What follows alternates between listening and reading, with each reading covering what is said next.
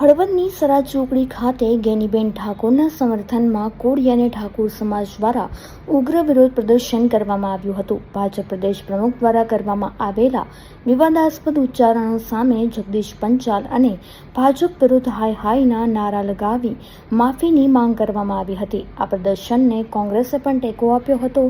પોલીસે 15 થી 20 પ્રદર્શનકારીઓની અટકાયત કરી બાદમાં મુક્ત કર્યા હતા। કહેવામાં આવ્યા છે ભાજપ ગુજરાત પ્રદેશ પ્રમુખે એના હિસાબે હળવદ ઠાકોર સમાજે જે ધારણા પ્રદર્શન અને થોડુંક વિરોધ પ્રદર્શન જેવું કર્યું હતું અને કરવાના હતા જે બરાબર, એના હિસાબે અમે આજ કોંગ્રેસ પાર્ટી ટેકો આપ્યો છે હળવદ ઠાકોર સમાજને।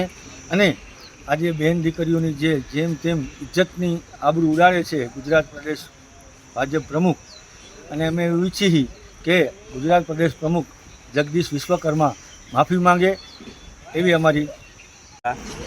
ભાજપ પ્રદેશ પ્રમુખ જગદીશ પંચાલને માફી માંગવા માટે કાર્યક્રમ કર્યો હતો। આ કાર્યક્રમ અનુસંધાને ભાજપ જે છે, ભાજપ સરકાર નારી શક્તિના નામ ઉપર વોટ માંગે છે, પરંતુ નારીનું સન્માન જાળવી નથી શકતી અને એમના નેતાઓની અવારનવાર આવી આદત પડી ગઈ છે। એવામાં ભાજપના પ્રદેશ પ્રમુખ જગદીશ પંચાલે કોંગ્રેસના સાંસદ શ્રી ગેનીબેન ઠાકોર વિરુદ્ધ જે ટિપ્પણી કરી હતી જે ખરેખર અપમાનજનક હતી, નારીના સન્માન વિરુદ્ધ હતી।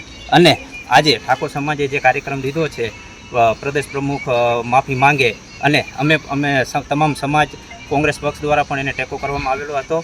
અને આજે કાર્યક્રમ છે એના અનુસંધાને સમાજની માંગણી હતી કે ભાજપ પ્રદેશ પ્રમુખ વિરુદ્ધમાં કડકમાં કડક કાર્યવાહી થાય અને સમાજની ભારતની મહિલાઓની માફી માંગે એવી અમારે સૌની માંગણી છે।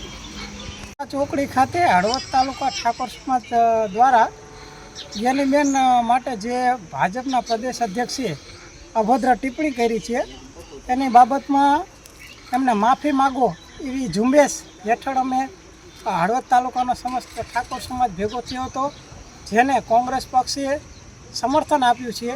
અને આવનારા સમયમાં પણ જો જગદીશભાઈ વિશ્વકર્મા સાહેબ માફી નહીં માગે તો આવનારા સમયમાં હજી અમે મોરબી જિલ્લા કલેક્ટર કચેરી ખાતે આવેદનપત્ર આપવાનો કાર્યક્રમ ગોઠવીશું, મામલતદાર કચેરી ખાતે આવેદનપત્ર ગોઠવવાનો કાર્યક્રમ કરીશું, અને આવનારા સમયમાં પણ અમે મોટું આંદોલન થાય અને માફી નહીં માગે ત્યાં સુધી અમારી લડાઈ ચાલુ રહેશે।